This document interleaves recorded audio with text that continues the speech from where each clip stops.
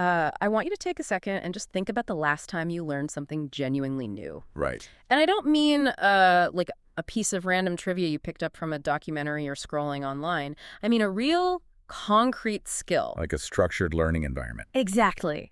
Maybe you sat through one of those mandatory corporate compliance modules, or you took an intensive weekend coding boot camp, Yeah. or maybe you just watched a 10-part tutorial on how to optimize your spreadsheet workflows. We've all been there. Yeah. But when you finally finished it, how did you actually feel? Did you feel like a more complete human being? Just bursting with the profound joy of discovery? I'm going to guess probably not. Right. If we are being completely honest with each other, did you feel a little bit like you were just downloading a software update for your brain? Yeah. Like you're an operating system that needed patching. Yes. Just adding another bullet point to your skills profile so you wouldn't become obsolete in the modern marketplace. It is a very modern and frankly a very exhausting way to exist. It really is. We live in an era of absolute crushing information overload. And because of that, education so often feels like a purely transactional grind. You put time and money into a machine, and you expect a marketable competency to pop out the other side. You become the product. You become the product, and your learning is just the packaging. We have entirely compartmentalized human knowledge. We treat learning as this cold, algorithmic process. We act as if we are simply biological machines that require periodic optimization to remain functional in this hyper-competitive, digitized, and profoundly fragmented world. Which is incredibly bleak when you say it out loud. It is. We are so intensely focused on acquiring the how-to, the immediate actionable skill. But we have completely lost the thread on the why. Why are we learning this? Who are we actually becoming in the process of learning it? And that feeling, that exact tension between being a fully realized human being and just being a walking, talking skills profile, that is the core of what we are exploring today. It's a massive topic. It is. So our deep dive today is centered around a fascinating, freshly released document. It's an apostolic letter written by Pope Leo XIV, and it was just released on October 28, 2025. Right. The title is Drawing New Maps of Hope. And just for some historical context here, this was written to mark the 60th anniversary of a landmark Second Vatican Council declaration. That one was called Gravissimum Educationis. Which is a mouthful. It is a Latin mouthful. Yeah. But that original document came out back in 1965, right in the middle of massive global cultural shifts. And it essentially outlined the Catholic Church's vision for education in the modern world. And before we really get into the weeds of this new text, we need to set the stage for you, the listener, regarding our mission today. Yes, the ground rules. Exactly. Because whether you are deeply religious, somewhat spiritual, strictly secular, or anywhere in between, our goal today is impartial exploration. We are not here to endorse a specific theology or tell you what to believe. We're just looking at the text. Right. We want to rigorously unpack a philosophical and historical argument about what it actually means to educate a human being. This document tackles the very modern crisis of the commodified learner head on. It really does. It offers a vision of education, human dignity, and the future that is highly relevant to absolutely anyone who cares about how we pass knowledge, culture, and humanity itself from one generation to the next. So think of us as your tour guides through a very dense, very rich text. We are going to map out the ideas presented here because the critique this document levels against modern utilitarian education is incredibly sharp. It does not pull punches. No, it does not. And to get us started, I think we have to talk about the central guiding metaphor of this entire letter. The Pope talks about moving away from chains and looking toward constellations. Can you unpack what he means by that? The deliberate choice of that imagery is really striking. The text specifically contrasts chains with educational constellations. Think about a physical chain. Okay. Heavy metal. Right. It is described as a neutral, inert concatenation. One link just thoughtlessly drags the next link along. It's rigid. It's heavy. It implies bondage, or at best, a purely mechanical, forced sequence of events. Like an assembly line. Exactly like an assembly line. Now contrast that with a constellation in the night sky. A constellation is an intertwining of vastly different, distinct stars. They aren't physically chained together at all. They're separated by millions of light years. They are, but they are united by the human gaze, by the story we tell about them when we look up from the earth, Yeah. and by their ability to guide navigation in the dark. So a constellation requires perspective. Yes, it requires you to look up from the dirt. It requires a sense of awe. The document argues that this vision of the cosmology of Christian paideia, And paideia is the classical Greek concept, right? right, the concept of rearing and educating the ideal member of society. The text says this cosmology has been able to renew itself over centuries, specifically because it is a constellation, not a chain. Because it can shift and adapt depending on where you're standing. Precisely. It says that in stormy weather, these educational constellations have been a lifeline. And in calm weather, they are a sail unfurled. They are a beacon in the night. Okay, let's unpack this. Why should you, the lifelong learner listening right now, care about an apostolic letter from the Vatican?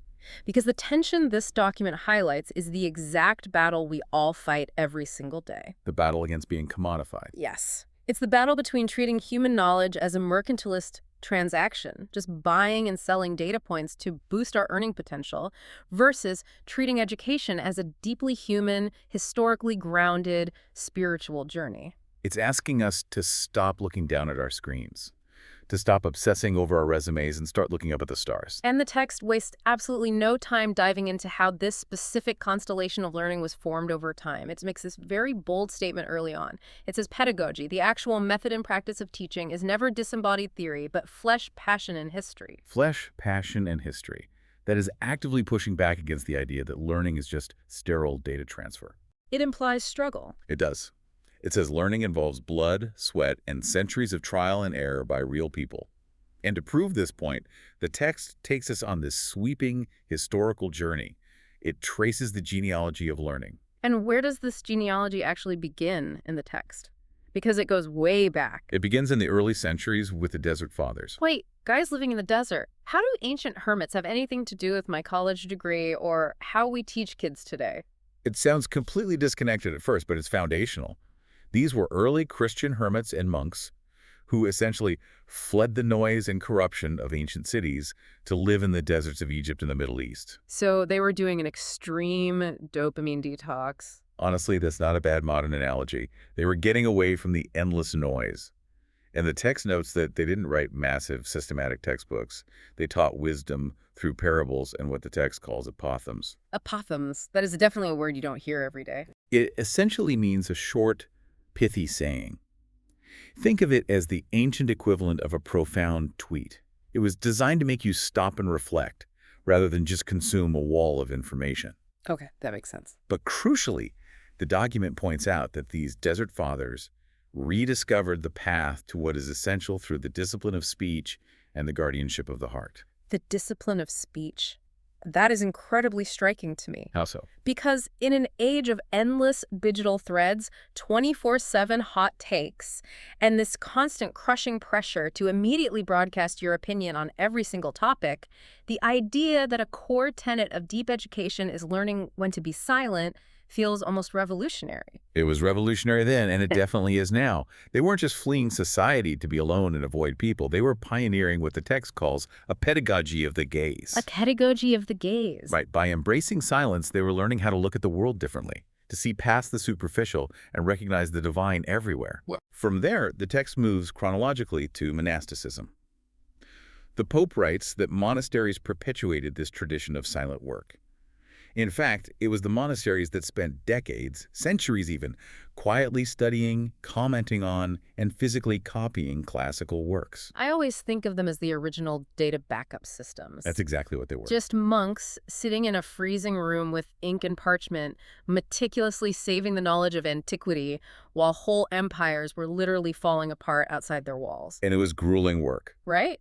If they make a mistake, the data is corrupted. If they don't do the physical work, the knowledge goes extinct forever. And the text bluntly states that without this silent, grueling physical labor in the service of culture, many masterpieces of human history would simply not have survived to the present day. It was an act of preserving human dignity through preserving human thought. That is an amazing framing. So where do we go from the monasteries? The document highlights a massive pivot point. St. Augustine. Augustine is credited with grafting biblical wisdom onto the Greco-Roman tradition. So taking the philosophy of Athens and merging it with the theology of Jerusalem. Exactly. And Augustine understood something vital about teaching.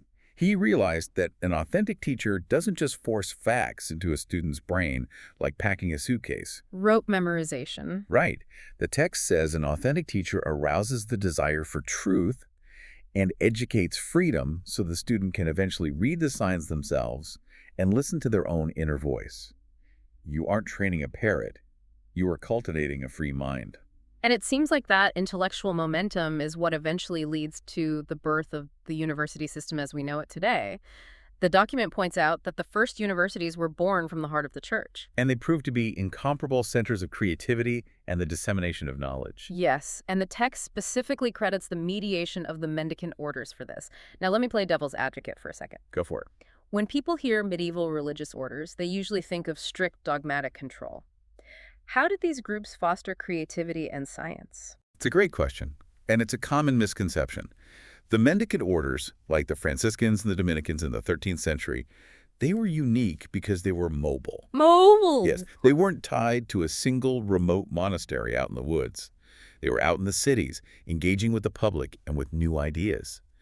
Because of these early universities and the backing of these orders, people finally had the institutional support to just think, to experiment. A debate. Exactly. Yeah. The text notes that speculative thought was able to structure itself solidly and push to the frontiers of science. Education was becoming pedagogically innovative and socially visionary because it had a structured home. The text then starts naming specific historical innovators, and this is where the translation of these lofty ideals into actual classroom practice happens. It mentions the Ratio Studiorum. What exactly was that? The Ratio Studiorum was the foundational document of Jesuit education, published in the late 16th century. The letter praises it because it blended the older scholastic tradition with Ignatian spirituality. What did that look like in practice? It resulted in a curriculum that was heavily interdisciplinary and remarkably open to experimentation. It wasn't a rigid, unchangeable formula. It was specifically designed to adapt to the times and the cultures where the Jesuits were teaching.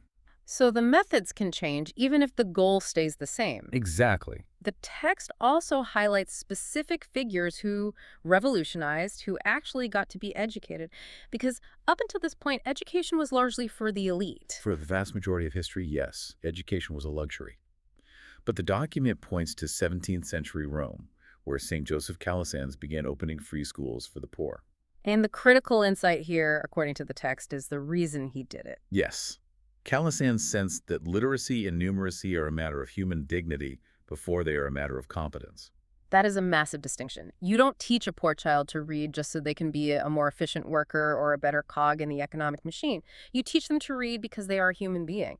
And reading is a profound exercise of their inherent humanity. Right. And this movement spreads.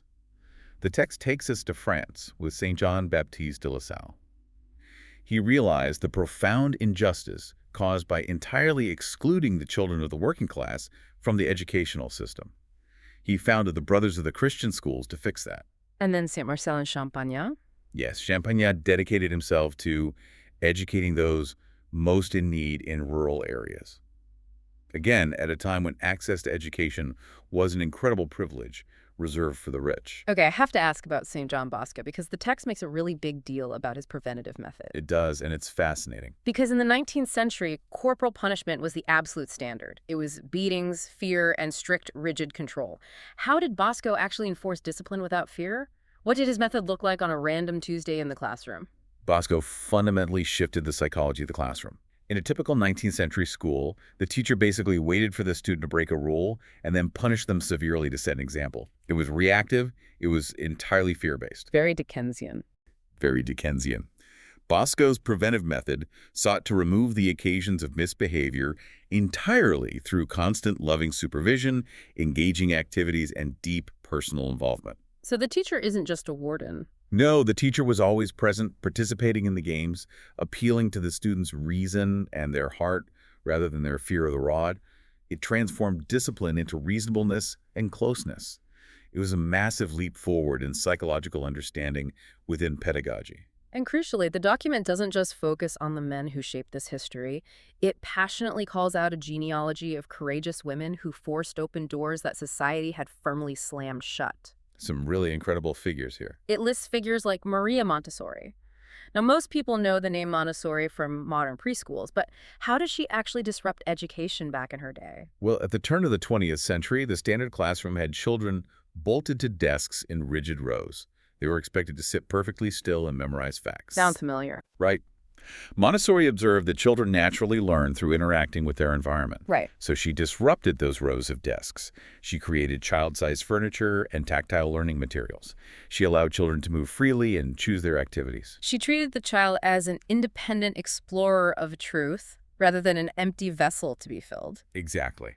The text also mentions Catherine Drexel. Yes, Drexel is an incredible story of subverting societal expectations. She was an heiress to a massive banking fortune in the United States. We're talking serious money. Astronomical wealth.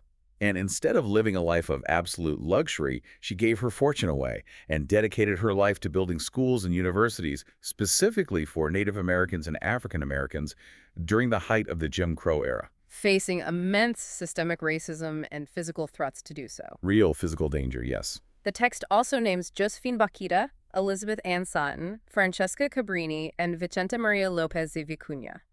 These women specifically fought for the education of girls, migrants, and the deeply marginalized. Bakhita, for instance, survived the absolute horrors of slavery in Sudan to become a religious sister in Italy. She became this living symbol of gentle, unshakable human dignity. What's fascinating here is the overarching point the Apostolic Letter is making with this deep historical review. It explicitly states that educational charisms are not rigid formulas. They are original responses to the needs of each era. Which is such an important takeaway for us today. So if the methods are always changing, if the Jesuits invent a new curriculum and Bosco throws out the ruler and Montessori unbolts the desks, how do we actually anchor that? How do we keep from just throwing out the playbook every 10 years and chasing whatever the new fad is? By understanding that while the methods must continuously adapt to the specific crises and technologies of the era, the core mission remains the immovable center. And that core mission is dignity. Exactly. The recognition and elevation of human dignity. Which naturally brings us to how this document views the structure of learning itself. The Pope writes, quote, "No one educates alone. Education is a collective endeavor. It is a we, where teachers, students, families, administrative staff, and civil society all converge." The text argues that this concept of the we is a vital safeguard. Why is it a safeguard? Because it prevents knowledge from stagnating in the swamp of "it has always been done this way." When education is purely isolated, it becomes rigid. When it is communal, it is forced to flow, to nourish, to irrigate. But the foundation of this community is an understanding of the person as an image of God, capable of both truth and a relationship. Right. And because of this, the document insists that the relationship between faith and reason is not an optional chapter in the Book of Learning. Right, and it quotes St. John Henry Newman to back this up. By the way, the Pope actually declares Newman as the co-patron of the Jubilee of the World of Education alongside St. Thomas Aquinas. That's a significant pairing. It is. And Newman said, religious truth is not only a portion, but a condition of general knowledge. That is a very heavy statement. It's essentially saying you cannot understand the fullness of reality if you artificially excise the spiritual dimension from human inquiry. And the Apostolic Letter issues a very sharp philosophical warning right here. It warns against falling into the trap of what it calls an enlightenment of a fides paired exclusively with ratio. Okay, let's translate that for anyone who doesn't speak Latin or study 18th century philosophy. What does it mean to pair fides exclusively with ratio? Fides is faith, and ratio is reason. The text is critiquing a specific kind of intellectual shallowness. If all you have is cold theological propositions, just memorizing dogma, and cold logical deductions, just doing the math, you are stuck in the shallow waters of learning. You're just a calculator with a theology degree. Exactly. You might be technically correct, but you are missing the human element. To emerge from those shallows, the text says we must recover an empathic and open vision. We must include desire and the heart. I want to read a quote directly from the text because it hit me hard. It says, "Desire in the heart must not be separated from knowledge." It would mean splitting the person. Splitting the person. Think about that. If you only train the intellect, if you only care about test scores and coding skills, and you completely ignore what the person loves, what they desire, what breaks their heart, you are splitting them in half. You are engineering a very smart, very fractured human being. Which is exactly what we see in so much of modern society. And the text notes that in authentic learning environments, questions should never be silenced, and doubt should not be banished, but accompanied. Accompanied doubt. I like that. This is where Newman's cardinal motto is introduced, Yeah. which he actually took from St. Francis de Sales. Cor ad cor loquitur. Heart speaks to heart.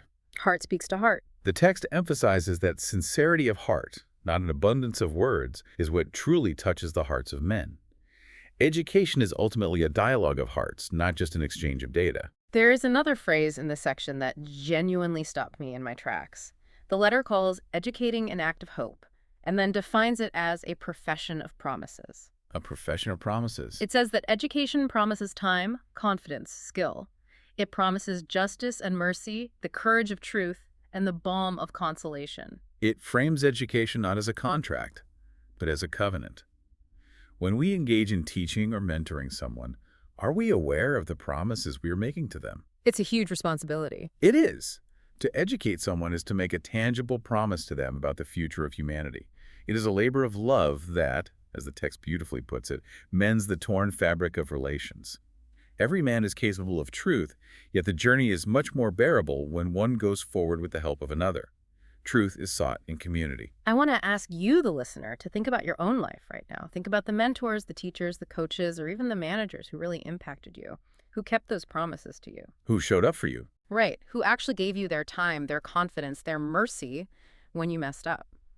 And conversely, how does framing learning as a communal pursuit of truth change the way you approach your own daily routine? It changes everything. When you read a book or listen to an analysis or try to build a new skill, are you learning alone in a silo just to get ahead of the competition? Or are you learning so that you can help mend the torn fabric of your own community? It is a radical reframing of why we learn. And this reframing leads directly into the core critique of the document. Yeah, Here, the apostolic letter really sharpens its knives against modern utility. it really does. If we connect this to the bigger picture, it explicitly brings back the warnings of that original 1965 Gravissimum Educationis Declaration. That document warned against reducing education merely to functional training or an economic tool. And Pope Leo IV updates this warning for 2025 with incredibly striking language. The letter states, unequivocally, that a person is not a skills profile. A person cannot be reduced to a predictable algorithm, but is a face, a story, a vocation. This is a fierce, unyielding critique of the strictly mercantilist approach to education. The mercantilist view measures the value of education solely on the axis of efficiency, functionality, and practical utility. The ROI of a human being. Yes, it looks at a student and asks, how quickly can this person learn this specific task to generate this specific amount of capital?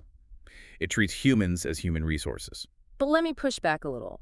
Why is it inherently bad to want skills? We need doctors who know how to do surgery and engineers who know how to build bridges that don't collapse. Well, absolutely. The document isn't saying skills are bad. It's saying that reducing a human being only to their economic output is reductionist and ultimately destructive. It's the exclusivity of that metric. Exactly. The Pope argues that education must measure its ultimate value according to dignity, justice, and the capacity to serve the common good, not just the GDP. It's demanding that formation embrace the entire person: spiritual, intellectual, emotional, social, and physical. And it specifically says that it does not pit manual and theoretical skills against each other. It doesn't pit science against humanism or technology against conscience.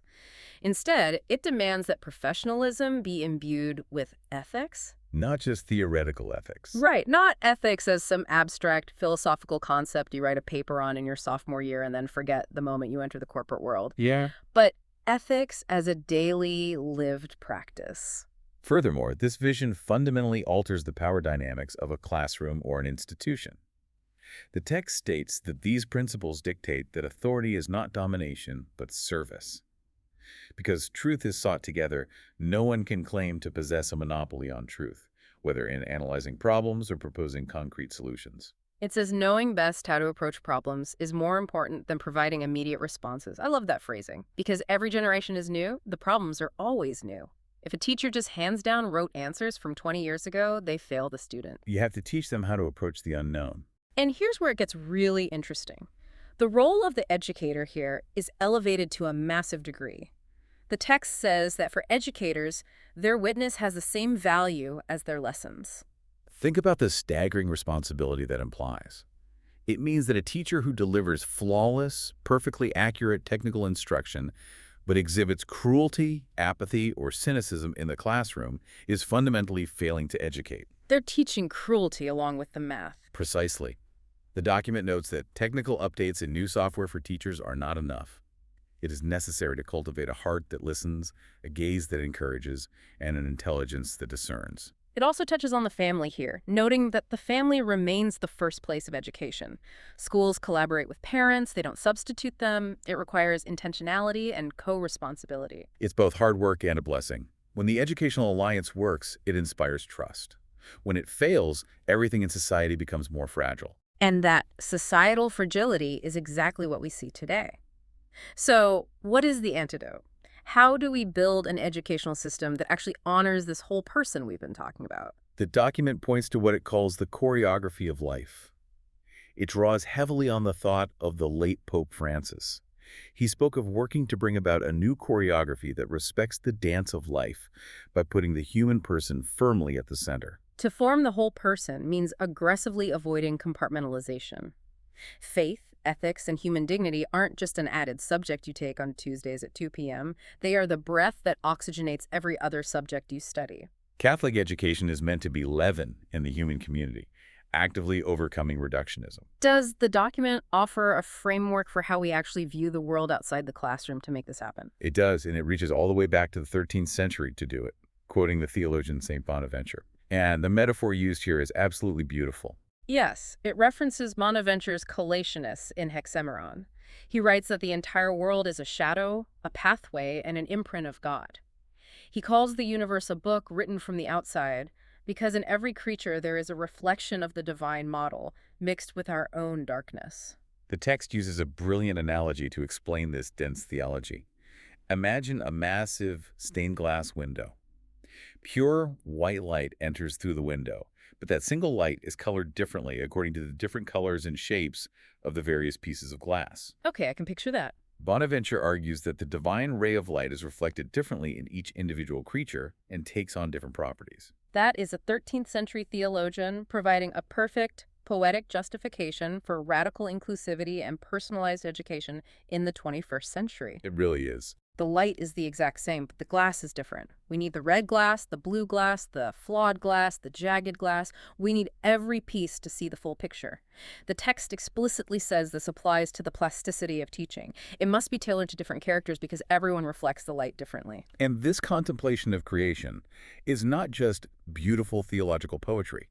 It has very urgent modern applications regarding eco-social justice. How so? The letter states bluntly that forgetting our common humanity has given rise to deep divisions and violence. And when the earth suffers, the poor suffer the most. Therefore, education cannot be silent on these issues. It must combine social justice with environmental justice. It must promote sobriety and sustainable lifestyles. It calls for forming consciences capable of choosing not merely what is convenient or cheap, but what is just. And it defines cultural and moral literacy through very practical, everyday actions. Every small gesture matters. Avoiding waste, choosing responsibly, defending the common good. That is what it means to be truly literate in the modern world. Ecological responsibility isn't just about reading technical climate data. It requires habits of the mind, the heart, and the hands. This leads to one of the most poignant phrases in the entire document, the call for unarmed and disarming peace. That phrase really stuck with me. The Pope notes that peace is not merely the absence of active warfare, it is a gentle strength that rejects violence in all its forms. True education teaches us to set down the weapons of the aggressive word and the judgmental look in order to learn the language of mercy and reconciled justice. Setting down the weapon of the judgmental look. Think about how countercultural that is today. Completely countercultural. How much of our modern digital ecosystem is built entirely on weaponizing the judgmental look? We are incentivized by algorithms to judge, to mock, to aggressively dismiss anyone outside our tribe. It's the currency of the internet. It really is. Yeah. Which honestly is the perfect pivot to how the document handles the digital age. The text explicitly acknowledges that 60 years ago, Gravissimum Educationis heralded a season of deep trust in updating methods and engaging with the modern world. But today, that trust is being severely tested by the digital environment. Is the document just saying phones are bad and AI is evil? Does it take a purely technophobic stance? No, and that's what makes the critique so strong. It establishes a very clear, balanced boundary. Technologies must serve, not replace, the person. They must enrich the learning process, not impoverish relationships and communities. So it's about right usage. Exactly. It explicitly warns against technophobia, quoting a recent Vatican note that says technological progress is part of God's plan for creation. We shouldn't fear technology itself, but we must apply heavy, intentional discernment in how we use it, looking closely at didactic planning, evaluation, platforms, data protection, and equitable access. It warns that an institution without a guiding vision risks falling into soulless efficiency, where the standardization of knowledge just becomes a form of spiritual impoverishment. And then the text draws a massive line in the sand regarding what machines can and cannot do. This is a phenomenal section. I want this quote framed on my wall. It says, "No algorithm can substitute what makes education human. Poetry, irony, love, art, imagination, the joy of discovery, and even learning from mistakes as an opportunity for growth." An algorithm can perfectly optimize a path to a correct answer, but an algorithm cannot experience the irony of human existence because irony requires context, shared pain, and humor. It doesn't have lived experience. Right. An algorithm cannot genuinely love a struggling student. An algorithm sees a mistake as an error code to be deleted. A human teacher sees a mistake as a beautiful, necessary stumbling block on the path to true understanding. So how do we operationalize this? How do we actually put the person before the algorithm? The Pope points to the Global Compact on Education. He gratefully accepts this prophetic legacy that was entrusted by his predecessor, Pope Francis. And the compact outlines 7 foundational pathways. Let's run through them because they form the operational core of this entire constellation. What are the 7 pathways? First, putting the person at the center of every educational process. Second, actively listening to children and young people. Third, promoting the dignity and full participation of women. Fourth, recognizing the family as the primary educator. Fifth, opening ourselves to genuine welcome and inclusion. Sixth, renewing the economy and politics so they serve humanity rather than exploit it. And seventh, caring for our common home, the earth. Those are the stars that guide the path. But Pope Leo IV doesn't just rest on those 7. He adds 3 brand new priorities of his own for this specific modern era. Yes. Priority number 1 is the inner life.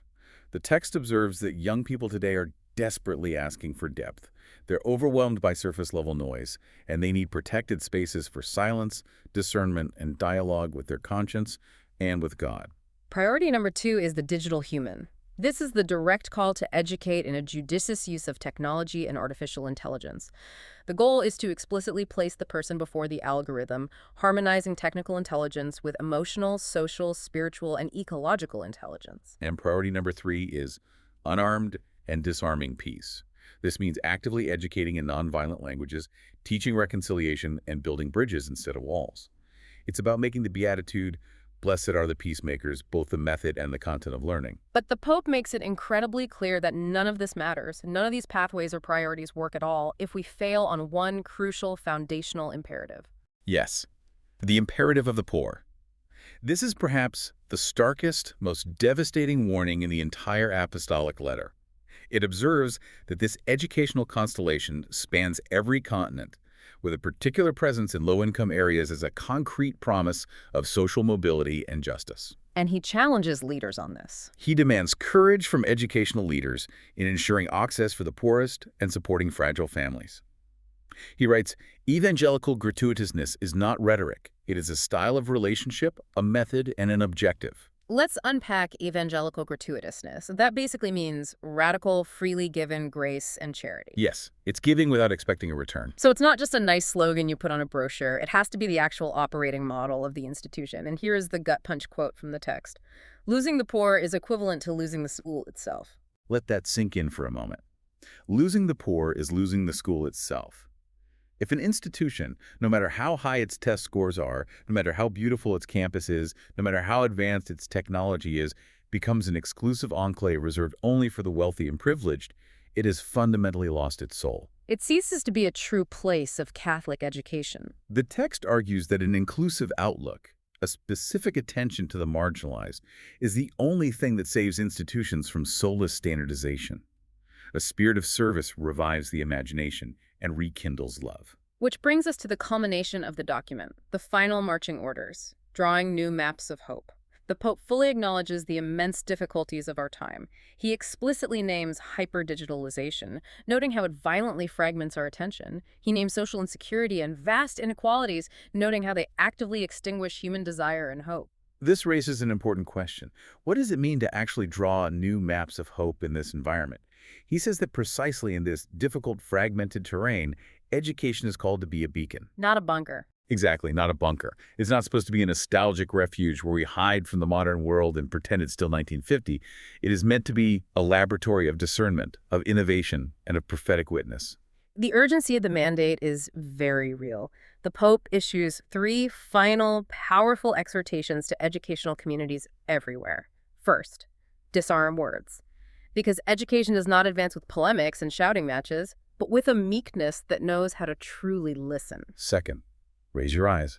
The text references God's command to Abraham to look toward heaven and number the stars. You have to know where you are going and why you are going there. And third, safeguard the heart. Relationships must always come before opinions. People must always come before programs. The document concludes by quoting an ancient Augustinian expression, "Our present is an intuition, a time we live and must take advantage of before it slips through our fingers. We cannot afford to waste our time and our opportunities in sterile, angry contrasts. We must hold fast to what truly matters." So we turn back to you, the listener, the learner. We have traveled from the silent, sun-baked deserts of the early monks, through the buzzing halls of medieval universities, past the revolutionary desk-unbolting classrooms of the saints, right up to the modern, pulsing anxieties of artificial intelligence and algorithmic standardization. It's been quite the journey. And the text asks you to be a choreographer of hope.